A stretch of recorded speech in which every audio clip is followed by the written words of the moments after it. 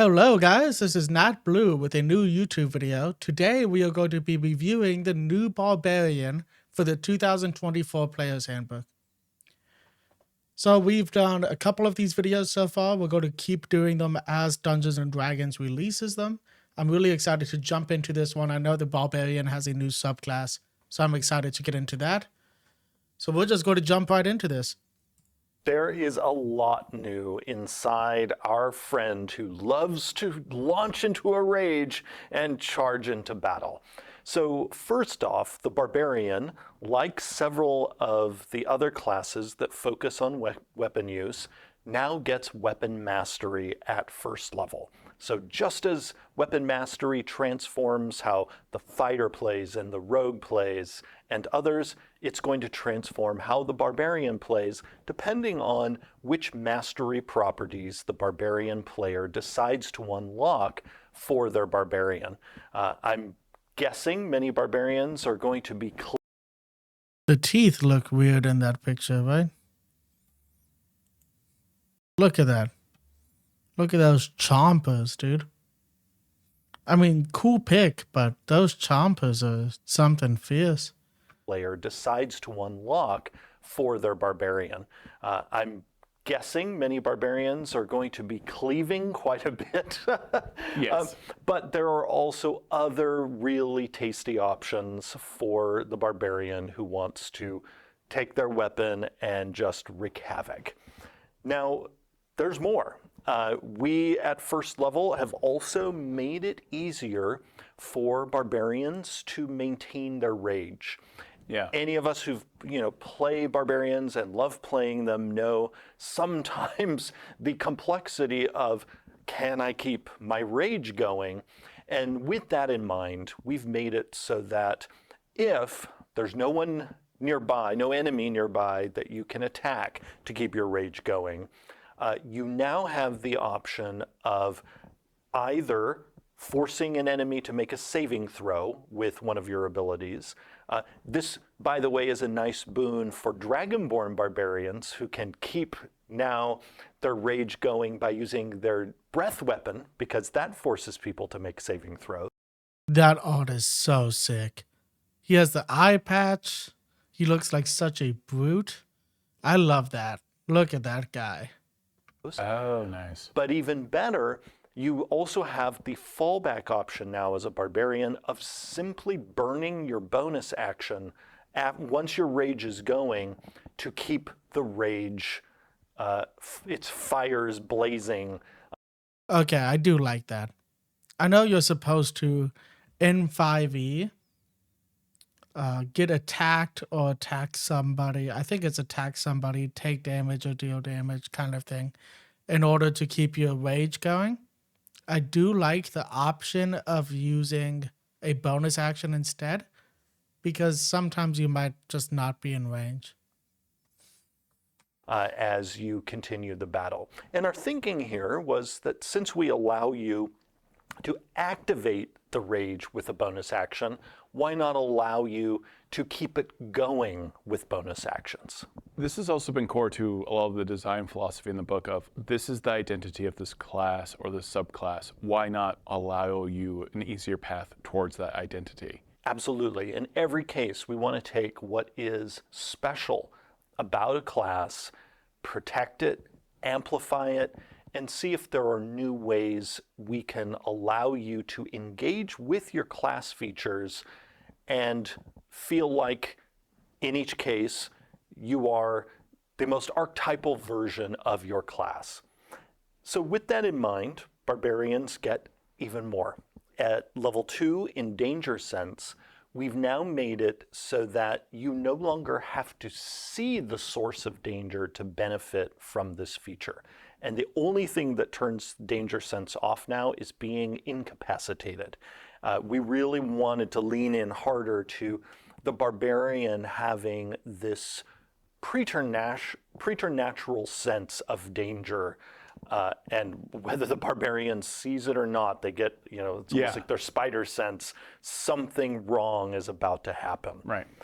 We've also made it so that barbarians can now participate more meaningfully in non-combat situations with a brand new feature at level 3 called Primal Knowledge. Yeah, I love this. And yeah, I'm so glad to hear that. We had a lot of fun designing it. We had a different version of Primal Knowledge in Tasha's Cauldron of Everything. So even though the name has appeared before, the feature itself is actually a totally new feature in the new player's handbook that now allows you as a barbarian, while your rage is going, to make certain ability checks that use particular skills and make those checks using strength, regardless of what the normal ability is for those particular ability checks. Just keep in mind, this is going on during their rage, and their rage always involves them tapping into this deep well of primal power.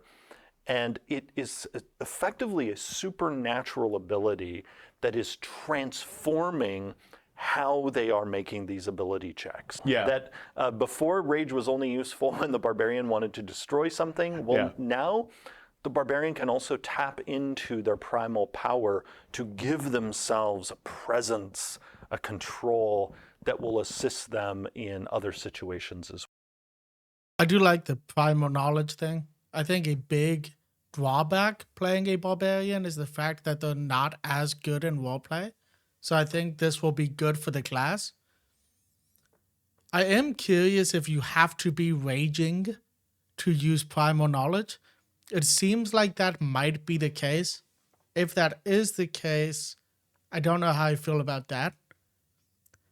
Because it's pretty much implying that you have to be angry to use your strength for a different ability check, which I guess kind of makes sense. Like you're so angry that you're going to get better insight into somebody or something. Kind of makes sense, but I still don't know how I feel about it using a charge of your rage pretty much. As well. That's perfect. I love this. Primal Knowledge is actually one of my favorite things that we've done in the Barbarian, because I love playing this class, and I really like the idea of allowing barbarians to tap into their primary feature and feel like it's benefiting them in every adventuring context. Yeah. And on the cherry on top is this feature also gives the barbarian another skill proficiency, because we wanted the barbarian to feel even more well-rounded in terms of their capabilities. Perfect. So we also have a brand new feature at level 7 called Instinctive Pounce. And what this allows the barbarian to do is leap forward or backward or whatever direction the barbarian wants when activating their rage. When we get up to level 9, we get to one of those new features that gives the barbarian a new way to use one of their core features. And this is a theme we've already touched on in talking about the fighter and the rogue, of us looking for ways to give different classes new ways to use their core shtick. And so Brutal Strike is a new feature that replaces the old Brutal Critical. Brutal Critical in the past did not score particularly well in satisfaction surveys, and also, unfortunately, sometimes never came up for unlucky barbarian players who almost never crit. And so for us, it was really begging for replacement, and that's why we've replaced it with Brutal Strike. And what Brutal Strike allows the barbarian to do is, if they are using their Reckless Attack feature, which they still have from their 2014 version, if they're fighting recklessly, you can forego the advantage on your own attack roll, so you're still accepting everyone else has advantage to hit you. Okay. To deal even more damage if you manage to hit, and in addition, add on an additional effect. And so we have several effects you can add on that allow you to push someone back and follow them. Also, you can slow someone down. And then at higher level, we give you other ways that you can use Brutal Strike, and the extra damage at higher level goes up. Now, probably the wheels that are turning in your head is this isn't only a cool way to really maximize reckless attacking, it's also a way to combo with your weapon masteries. Yeah.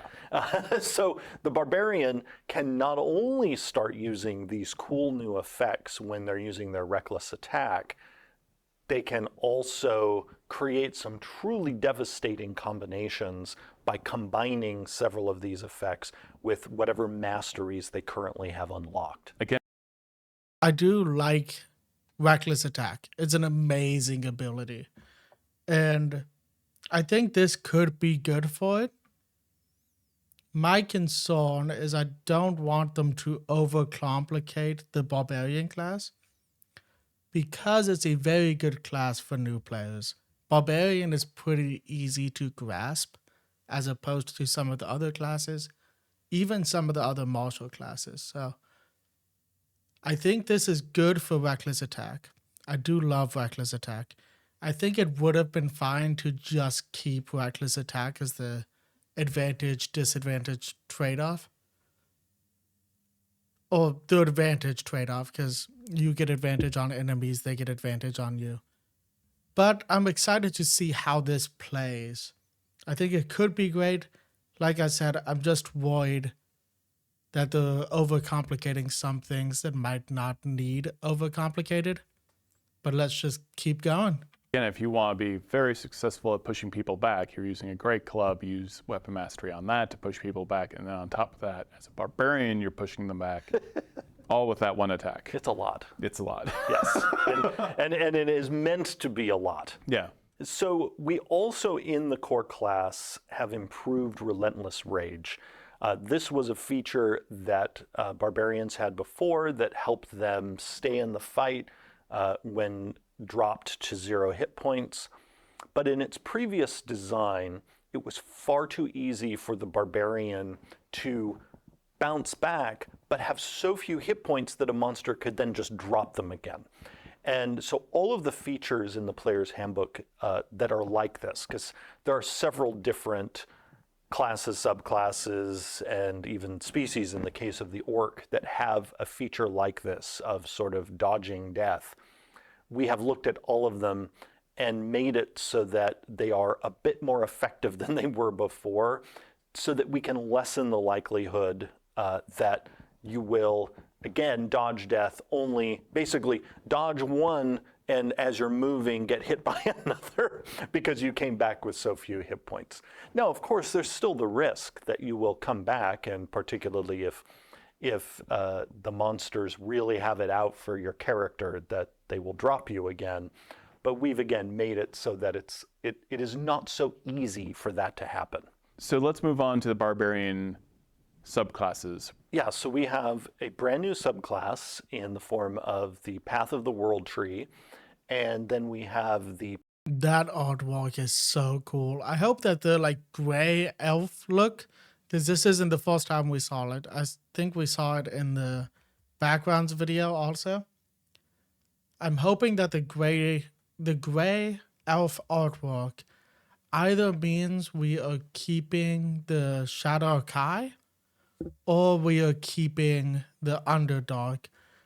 Because my biggest issue with this player's handbook so far is it seems like they're limiting races. And it seems like the Underdark might not be included in the player's handbook. So we might be losing things like Dorgar and everything. But I hope that all of this gray elf artwork we've been seeing hints at one of those two staying behind in the player's handbook. I love the Shadow Kai. I'm a big Shadowfell guy. But I also do love all of the Underdark races. So not really anything to do with this video, so we'll keep it moving. Path of the Berserker returning, as well as the Path of the Wild Heart, formerly known as the Path of the Totem Warrior. And then we also That's have cool the too. Path of the Zealot, a subclass that originally appeared in Xanathar's Guide to Everything and has been transformed in its migration from that book to this book. Shall we start with the Berserker? Yeah, it's tried and true and the most barbarian. Yeah, so the Berserker is the classic barbarian subclass. Now, despite that fact, it was also a pretty low satisfaction subclass in the past, largely because its main ability, Frenzy, forced the barbarian to gain levels of exhaustion, which made people often hesitant to use their subclass's main ability. So when we returned to the Berserker for this book, our main goal was redesigning Frenzy, that we need to make it so that this feature feels fun to use and will make people excited to have this subclass. And thankfully, through the Unearthed Arcana process, we got to a place where people who were participating in that process gave the thumbs up and said, yes, the new Frenzy is exactly what we want to see. Yeah, this subclass is terrifying now. Yes, it's supposed to be. And really at its heart, Frenzy, just like the new Brutal Strike in the base class, is now building on core features, and in this case, again, Reckless Attack. That if you are a Berserker and you are using Reckless Attack, this now allows you, the Frenzy feature, to deal more damage once per turn, and it does not cause you to get exhausted while doing it. The trade-off, as with Brutal Strike, is, again, whenever you're using Reckless Attack, it means other people have advantage to hit you. But that is kind of a bread and butter for the whole Barbarian experience. The Barbarian experience is literally risk and reward. Exactly. So, and we've designed the whole class that way. It's about, how much are you willing to take for some spectacular feats of martial prowess and whatever else you're doing with your rage and your class abilities. But that wasn't. I do like that they're changing Frenzy. I've looked into playing a Berserker Barbarian because, like these guys have said, it is like the stereotypical Barbarian. It's a Barbarian that's pretty much that you're angry. That's what Berserker is.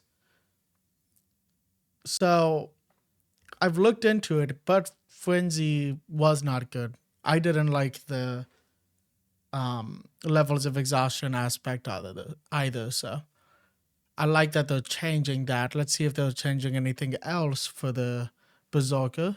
Wasn't the only thing we improved. We also, in the Mindless Rage feature, we made it so that the charmed and frightened conditions aren't just suppressed by that feature, they're now ended by it. So the Berserker can now just say nope to being charmed or frightened, because again, their rage is just that powerful. And then we also took the Berserker's retaliation ability that used to be at 14th level and moved it down to 10th level, because we wanted you to have that fun of doing retaliatory strikes sooner in your Barbarian career. And then we took Intimidating Presence, which used to be at 10th level, we moved it up to 14th, and we didn't just move it up, we also made it way more powerful. Previously, Intimidating Presence had you target just one creature and try to freak them out.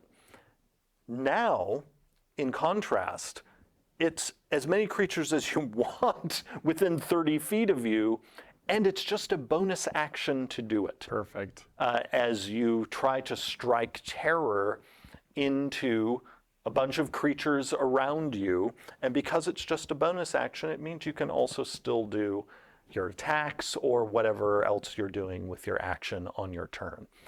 All of these revisions combined make the Berserker an extremely formidable subclass, and I think now really earns its place as the iconic subclass for the Barbarian. So I do really like that. This is a very strong start to the subclass conversation for the Barbarian.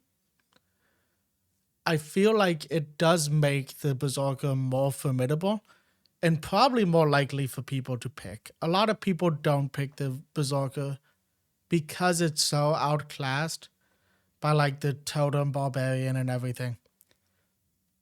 I think this kind of, like he said, with it being such an iconic class, this could make the Berserker take its rightful place as the flagstone subclass.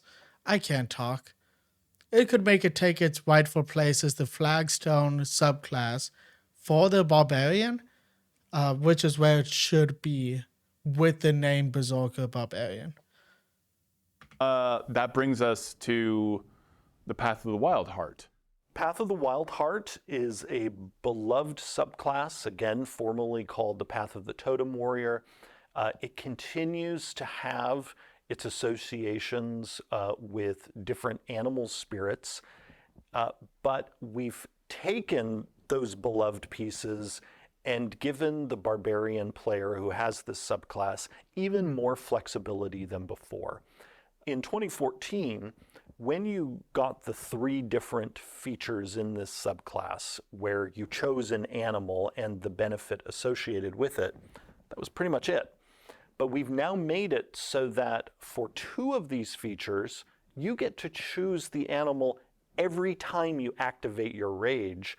And then the other feature that gives you a more sort of always-on kind of ability that's not connected to your rage, you get to choose the animal associated with that feature every time you finish a long rest. We wanted to do this not only to give the player more choice points as they're playing a Wild Heart, but we also wanted you to be able to lean deeper into this fantasy of connecting with these different primal spirits. Because we felt before you were kind of, well, I made this choice, but I never do again. Yeah. And we really want you to have this feeling of like, today I'm communicating with the bear. Yeah. But tomorrow I might be communicating with the eagle or with the lion or with the ram. We also changed the animal names because we wanted to make it clear that these choices are not connected to each other. In the 2014 Player's Handbook, we told you that if you chose, for instance, bear for one of the features, you were not required to choose bear for the other ones. But we found that even though we said that, people seeing the same animal name showing up often felt they had to pick the same one all the way through. So that's one of the reasons why we made it so that every single one of the animal options is now different. None of them repeat. Perfect. That's interesting. I do like this. I think with him saying that the main passive one is going to stay as, it's going to change to you can change it every time you finish a long rest. If it's the same animals for those 3 or 4, I think I'm still going to pick the bear. Pretty much every time, because you have that passive effect of taking half damage from everything except for psychic when you're raging. So I think that might still be the best option for that main animal. But that's just my personal opinion. I just love the bear totem. I think it's just such a good subclass for or a good animal for the subclass. So that it's super duper clear you're in no way having to pick the same animal all the way down, because now it's impossible to. Now in the process, in addition to giving more flexibility, we also modified several of the options, and the options at level 6 got particularly improved. We wanted to make them more useful to you in a typical adventure. So now, for instance, if you pick Salmon at level 6, you get a swim speed. If you pick Panther, you get a climb speed. And if you pick the Owl, you're going to have really good dark vision. And we wanted you to get some features at this level that would help you a bit more, particularly in the exploration tier of the game. And early on. Yeah. I am very excited for this new subclass. It is the Path of the World Tree, very much rooted in Idrisil and legends like that. And the Path of the World Tree, like the Path of the Zealot, are both about the barbarian turning their gaze outward to the broader cosmos. The Berserker and the Wildheart both really lean into sort of the classic barbarian fantasy of primal power either within oneself or within nature, whereas the Path of the World Tree is about connecting to the World Tree that in D&D, just like in Norse mythology, connects to all of the worlds of the D&D multiverse. Or you can choose Path of the Zealot to connect to gods. And that's why I say those two subclasses are about, again, turning your gaze outward instead of inward or to nature. And the Path of the World Tree, because this isn't just a regular tree. This is not, a tree that's going to put just bark on you or something like that. This is the tree that connects one world to the other. That's why this path is especially magical among these paths. At the highest level of the subclass, it's going to allow the barbarian to teleport as the barbarian taps into that extra dimensional power of the tree, but it also gives the barbarian ways to support their party by tapping into the vitality of this great tree to give themselves temporary hit points or give others temporary hit points. It's a tank that makes everyone tank. Exactly. Yeah. And that also gets at that this subclass can really fill a different role in a group than, say, the Berserker. The Berserker is really good at dishing out the hurt. And really any barbarian is, yeah. but the Berserker especially leans into that. The Wildheart can do that as well, but with the Wildheart you have a sort of menu of options to customize yourself. Path of the World Tree is really about leaning into Barbarian as tank, because not only can you give yourself and others resilience, move yourself and your friends at high level through teleportation, but you also have the really fun ability to use the roots of the World Tree to point to your foe and say, nope, you're not running away, come back. And that has been an especially fun thing to see in playtests. This is the barbarian who is kind of the worst enemy of the foe who wants to always run away. Yeah, it's a nightmare. The barbarian is just like, nope, come right back here. Come over here ability, yeah. Yes. And so really able to help their party. And on top of it, they also gain an ability to extend their reach with their melee weapons by having like the roots sort of extending from their weapons to make it even easier to hit someone far away. And the World Tree gives them the ability even to fiddle around with the mastery properties that they're using with their weapon strikes. Very hard barbarian to escape, but the hardest barbarian ever to escape. Yes. Okay, so I'm very excited for this one. I love the idea of the Path of the World Tree. I think it's cool that D&D is bringing the World Tree into the,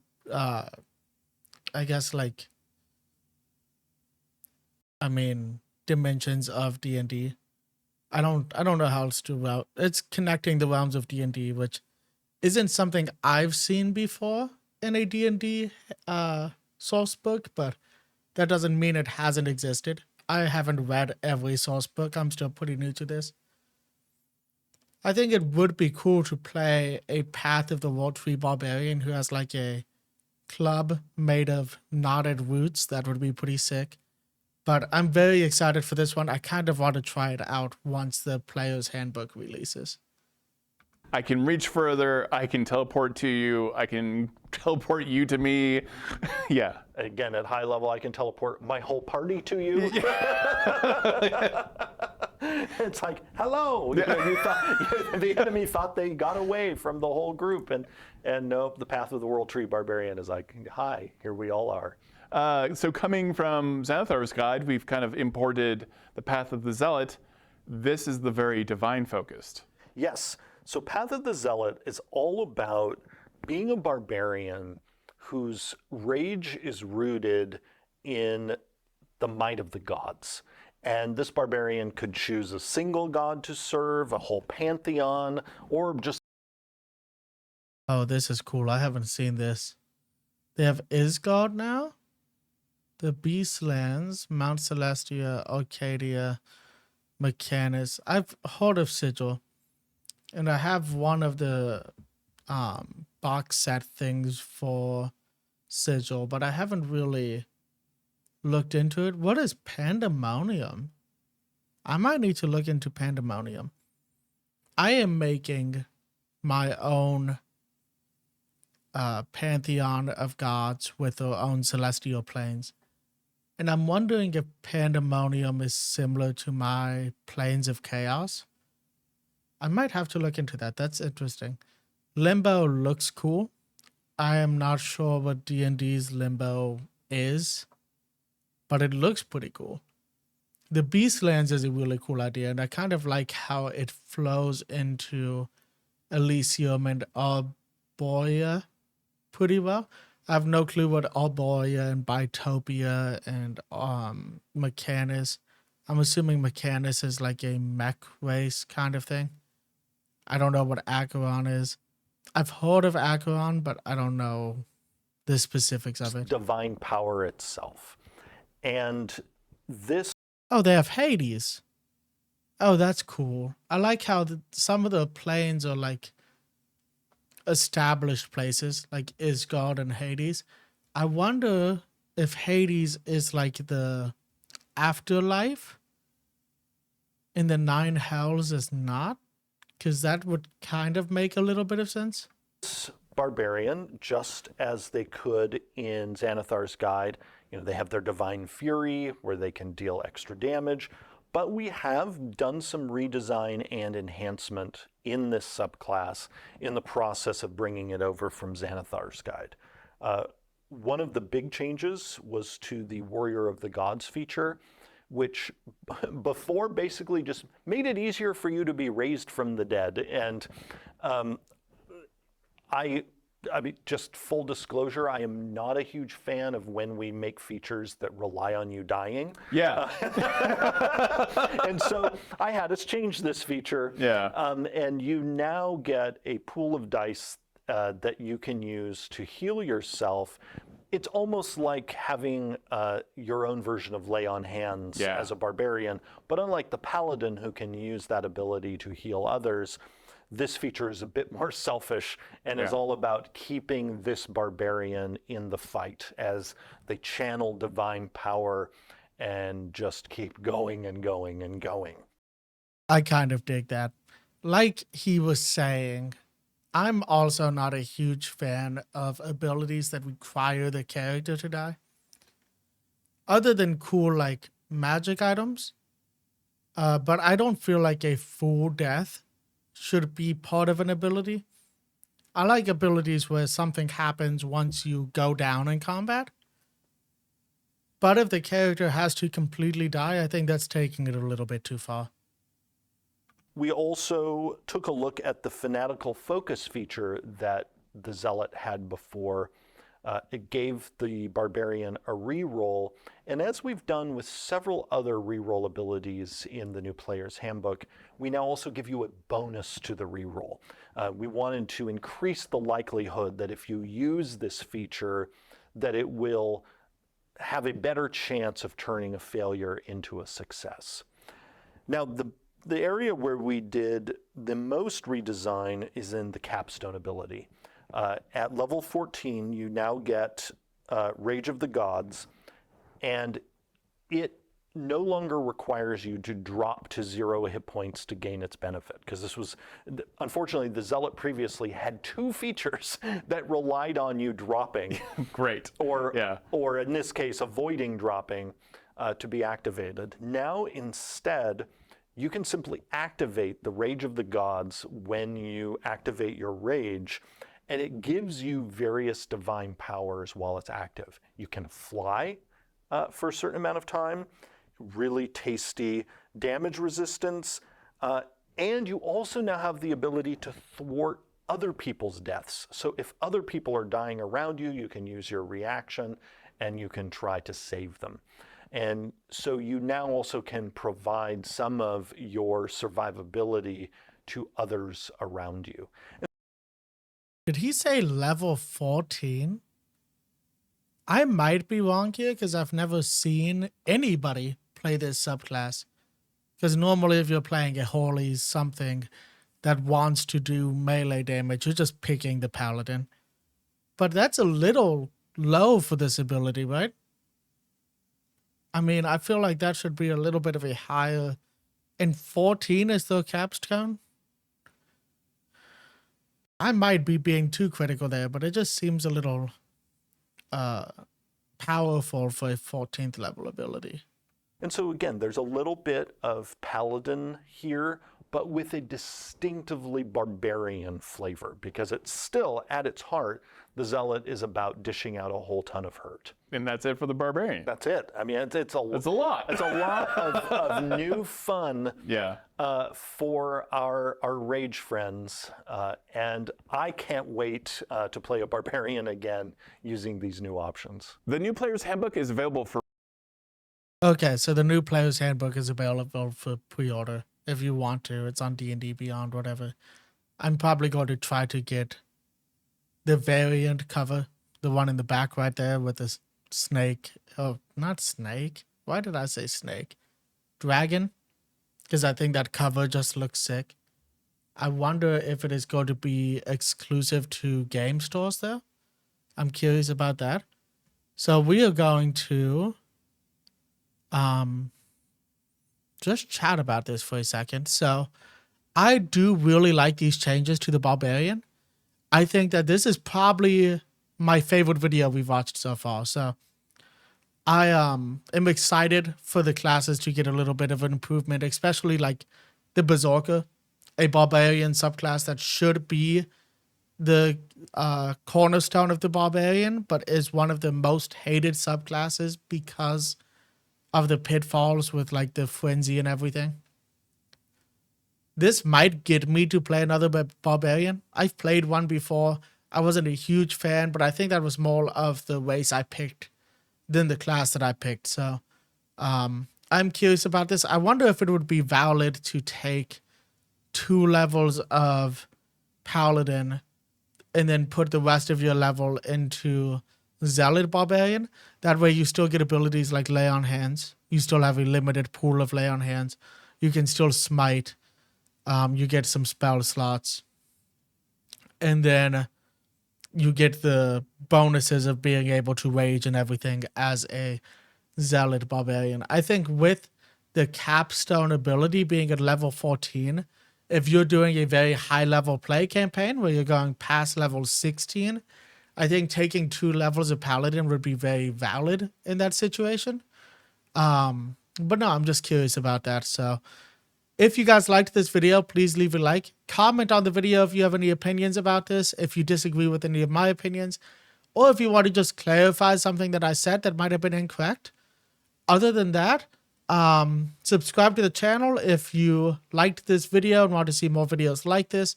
You can hit the notification bell if you want to be notified when these types of videos release. And otherwise, I hope everybody is having a great day.